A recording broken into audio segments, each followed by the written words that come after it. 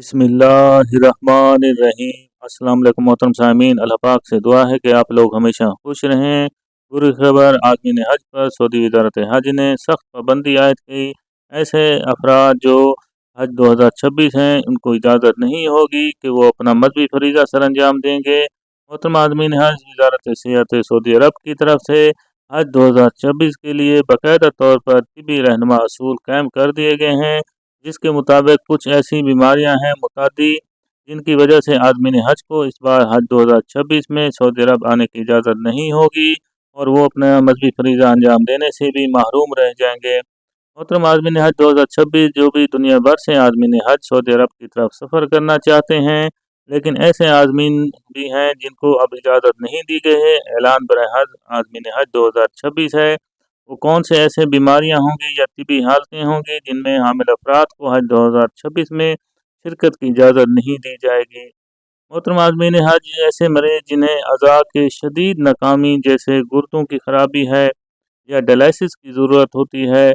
दूसरे नंबर पर हैं दिल के मरीज जो रोज़मर्रा के मामूलात अंजाम देने के काबिल नहीं होते हैं। ऐसे अफराद जिन्हें फेफड़ों की दायमी बीमारी हो या जिन्हें मुस्तकिल या वक्फे वक्फे से ऑक्सीजन की भी ज़रूरत पड़ती हो। इसके अलावा जिगर के मरीज जिन्हें जिगर फेल होना या सेपरोस हो। इसके अलावा असाबी या नफ्सियाती अमराज के शिकार अफराद जिनकी यादाश्त या फहम पर असर पड़ चुका हो, तो ऐसे अफराद को भी इस बार हज 2026 में हज अदा करने की इजाज़त नहीं होगी।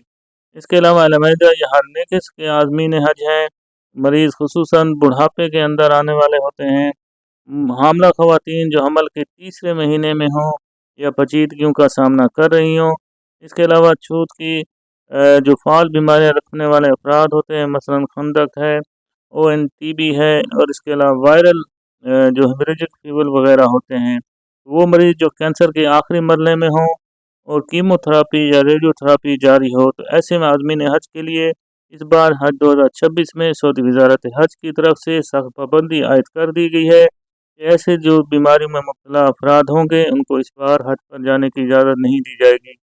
इसके अलावा सऊदी वजारत हज की तरफ से बाकायदा तौर पर अहम हिदायत तिबी जो हिदायत हैं वो भी जारी कर दी गई हैं कि तमाम तिबी सर्टिफिकेट जो मुस्तनद डॉक्टरों से तस्दीक शुदा होने चाहिए।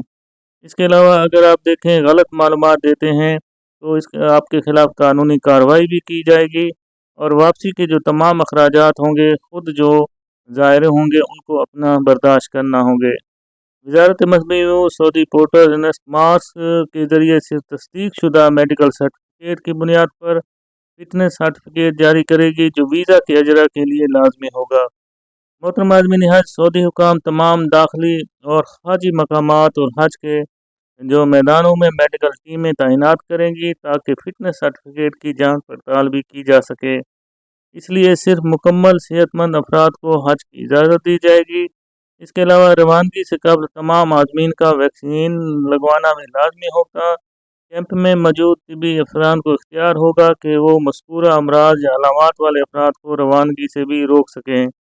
इसके अलावा वजारत मजहबी अमूर व बैनुल मज़ाहिब हमागी हुकूमत पाकिस्तान की जो वेबसाइट है www.mora.gov और हेल्प नंबर जो है 9205696051 के ऊपर आप कॉल कर भी सकते हैं। तो मोहतरम आज़मीन हज ऐसे अफराद बिल्कुल जो हैं इनके लिए बिल्कुल इजाज़त नहीं है। सऊदी वजारत हज उम्रा की तरफ से इन पर सख्त पाबंदी आयद कर दी गई है। तो ऐसे आज़मीन हज जो ऐसी बीमारी में मुब्तला होंगे उनको इस बार हज 2026 की शहादत से महरूम रह जाएंगे।